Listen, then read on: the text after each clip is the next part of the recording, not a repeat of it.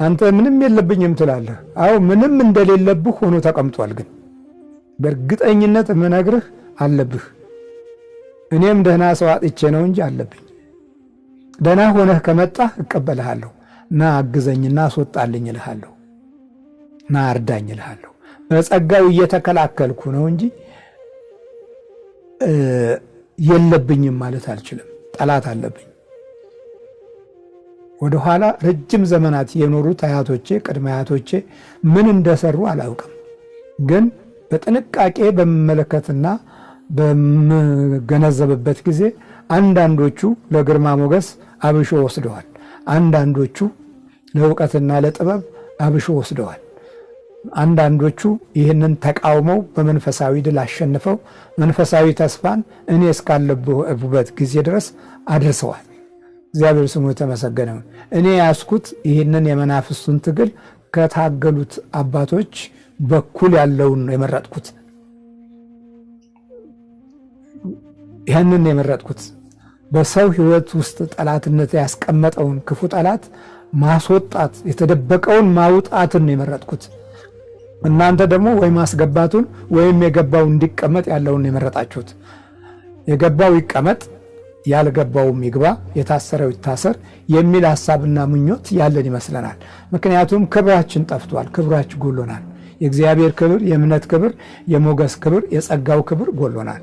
በቅርብ ሰሞን ውስጥ በማህበር ከተደራጁ እና ካደራጁ አካል ውስጥ ሰማሁ። ሲያሳድዱን ከነበሩ ወገኖች አንዱ ስለ መናፍስት ጉዳት መማር አለብን ሲል ሰማሁኝ።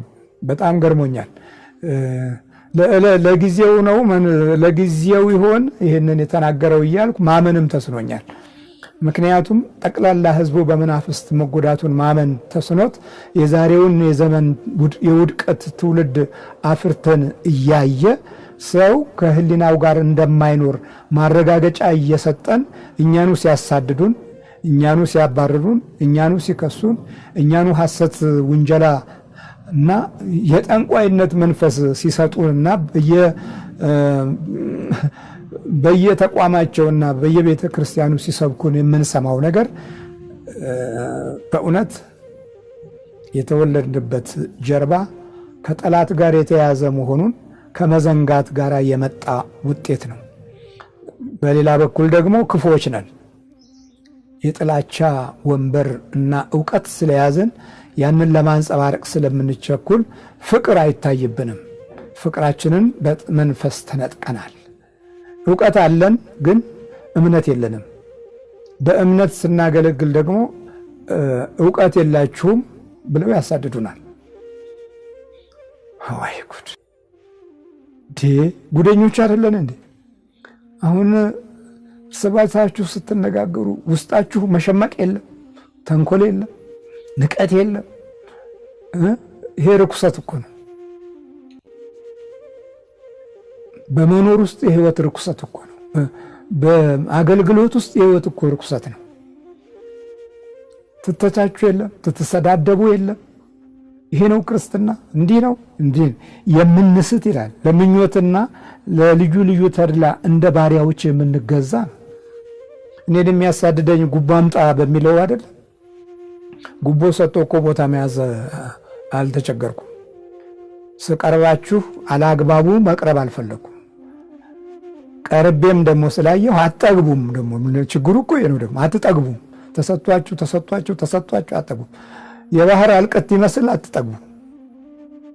ሁል ጊዜ እጅ የምታዩ ናችሁ። እግዚአብሔር ምሕረቱን ያብዛልን።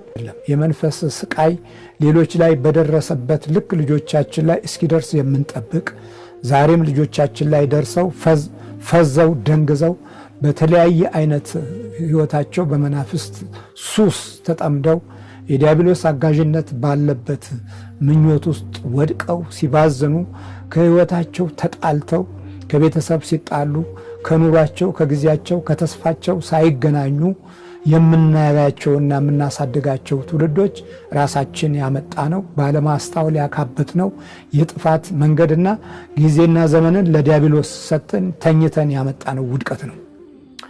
እግዚአብሔር ምሕረቱን ያብዛልን። አናስተውልም። ስለዚህ እኛ ደግሞ አስቀድመን የማናስተውል ነበርን፣ አሁንም ነን። ቡዳ በልቷት ስትጮህ እንቀልዳለን።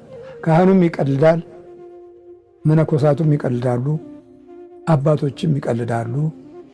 አይነ ጥላ ሲያርገፈግፈውና ሲያሰቃየው ይቀልዳሉ።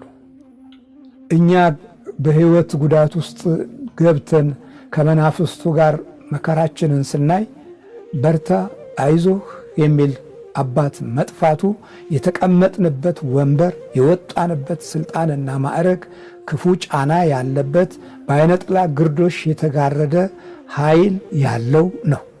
ኃይሉ ጥፋት ነው።